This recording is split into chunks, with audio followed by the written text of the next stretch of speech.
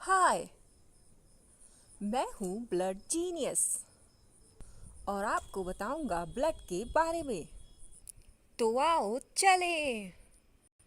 Blood is fluid mobile connective tissue.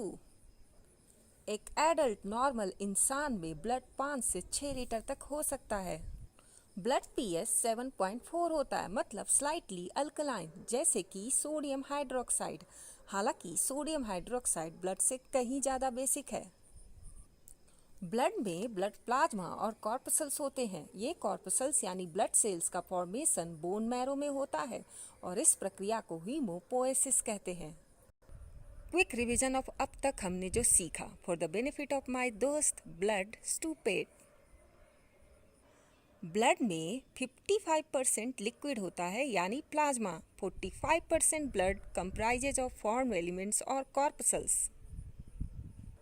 Blood plasma में 90 to 92% पानी है, बाकी प्रोटीन्स हैं 7 to 8%, अल्बुमिन, ग्लोब्यूलिन और फिब्रिनोजेन। इसके अलावा inorganic salts, digested nutrients, excretory waste जैसी चीज़ें।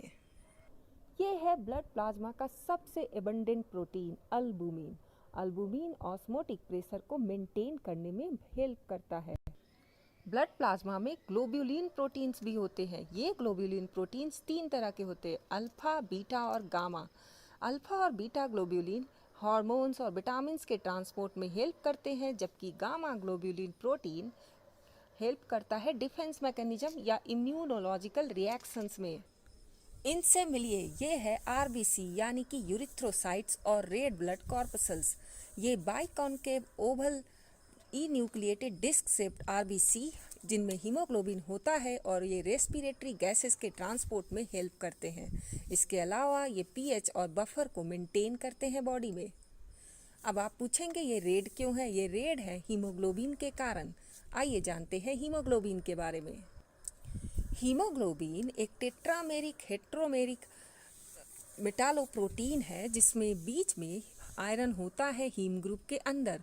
ये हीमोग्लोबिन ऑक्सीजन के ट्रांसपोर्ट में हेल्प करता है in form of oxy haemoglobin. ये हीमोग्लोबिन मौजूद होता है आरबीसी में इन केस ऑफ मैमल्स या ह्यूमन बीइंग। और ये हीमोग्लोबिन कार्बन डाइऑक्साइड के ट्रांसपोर्ट में भी हेल्प करता है in form of carbamino haemoglobin.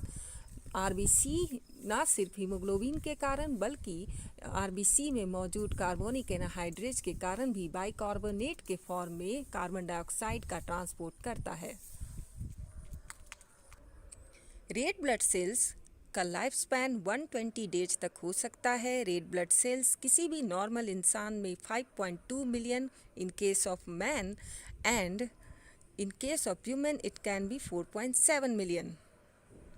अगर हम बात करें तो किसी भी आरबीसी या ब्लड में 15 ग्राम्स ऑफ हीमोग्लोबिन पर 100 मिलीलीटर्स ऑफ ब्लड सेल्स मौजूद होता है।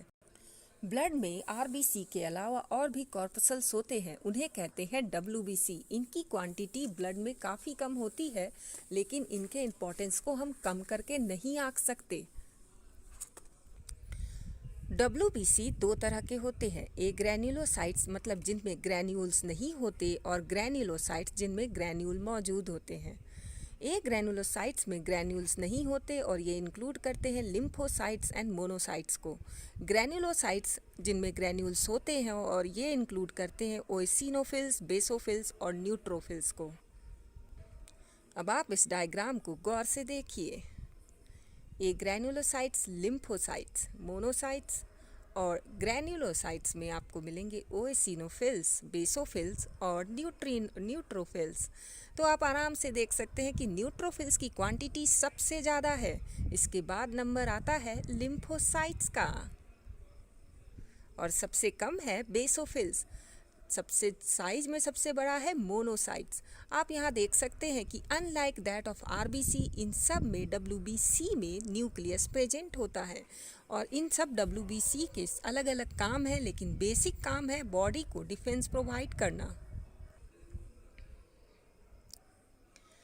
आपने ब्लड कैंसर के बारे में तो सुना होगा। ब्लड कैंसर यानी कि ल्यूकेमिया मेनली डब्ल्यूबीसी के काउंट के इंक्रीज करने को कहते हैं, abnormal increase in WBC count.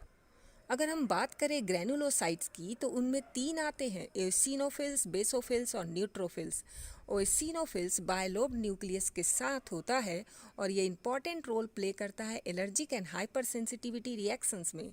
Basophils में एस शेप्ड मल्टीलोब्ड न्यूक्लियस होते हैं। ये सिक्रीट करता है हेपारिन, हिस्टामिन, सेरोटोनिन, कॉज करता है वस्कुलर डायलेशन और inflammation. Neutrophils 2 to 3 lobed nucleus होता है और ये इंपॉर्टेंट रोल प्ले करता है फेगोसाइटोसिस ऑफ पैथोजेंस में। ए ग्रैनुलोसाइट्स में लिम्फोसाइट्स और मोनोसाइट्स आते हैं। लिम्फोसाइट्स का फॉर्मेशन बोन मैरो और थाइमस में एक्टिवेशन के अलावा लिम्फ नोड में भी एक्टिवेशन होता है। 2 तरह के लिम्फोसाइट्स होते हैं, बी लिम्फोसाइट्स जो एंटीबॉडी मेडिएटेड इम्यून रिस्पॉन्स कराता है और टी लिम्फोसाइट्स जो सेल मेडिएटेड इम्यून रिस्पॉन्स कराता है। इसके बाद है मोनोसाइट जो कि लार्जेस्ट WBC है। इसमें किडनी शेप न्यूक्लियस होता है और ये भी न्यूट्रोफिल्स की तरह फेगोसाइटिक होता है। ब्लड में RBC और WBC के अलावा ब्लड प्लेटलेट्स होते हैं। ये ब्लड प्लेटलेट्स हालांकि संख्या में काफ़ी कम है और इनका formation megakaryocyte cells of bone marrow से होता है। ये इंपॉर्टेंट रोल प्ले करते हैं ब्लड क्लॉटिंग या हीमोस्टैसिस में by release of factor, platelet factor और थ्रोम्बोप्लास्टिन। ब्लड स्टूपिड, तुम जानना चाह रहे होगे कि ब्लड का फंक्शन क्या है। ये प्ले करता है important role in pH, ionic regulation, acid base homeostasis, transport of respiratory gases, digestive food, excretory waste, immunity, osmotic pressure etc। हमेशा याद रखना। ब्लड के बाद नंबर आता है लिम्फ का। लिम्फ जो है वो मोबाइल कनेक्टिव टिश्यू है और मिडिल मैन का काम करता है between tissues and blood. It maintains the blood volume, keeps tissues moist and plays important role in body immunology. Lymph consist of blood plasma with lesser proteins and WBCs। Lymph में RBC नहीं होता है या नहीं के बराबर होता है। अब आपके लिए और ब्लड स्टूपिड के लिए कुछ रिवीजन क्वेश्चंस।